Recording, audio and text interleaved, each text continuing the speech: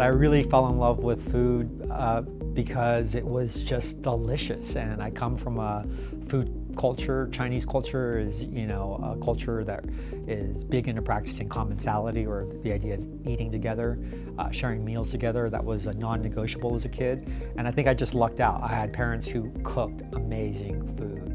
I started studying exercise science as an undergrad, eventually got my PhD in exercise physiology, and ended up working on the pro cycling tour for almost a decade or so.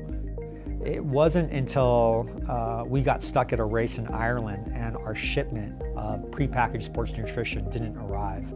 At this point, I was kind of at a loss as to how I was going to feed the athletes, and one of them jokingly said, "Well, we're in Ireland, why don't we just start eating potatoes?" And so the next day I actually found a bunch of petite potatoes and boiled them in the hotel kitchen. I cut them in half, I dressed them with olive oil and Parmesan cheese, some salt, made them super delicious and savory. We wrapped them up in paper foil, and this is what we gave the athletes to eat during the race.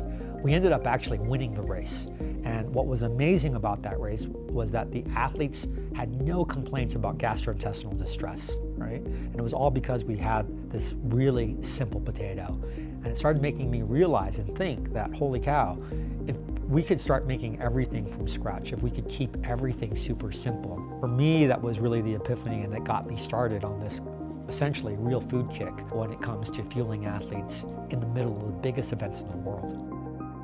The thinking behind at least sports nutrition for me is, if I wouldn't eat it at the dinner table with a group of friends, why would I eat it on the bicycle?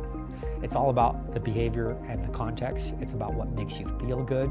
And if you can keep things as simple as possible, then you're probably doing a really good job. And for me, that's what it's all about, simplicity. Find out more about me at triathlete.com.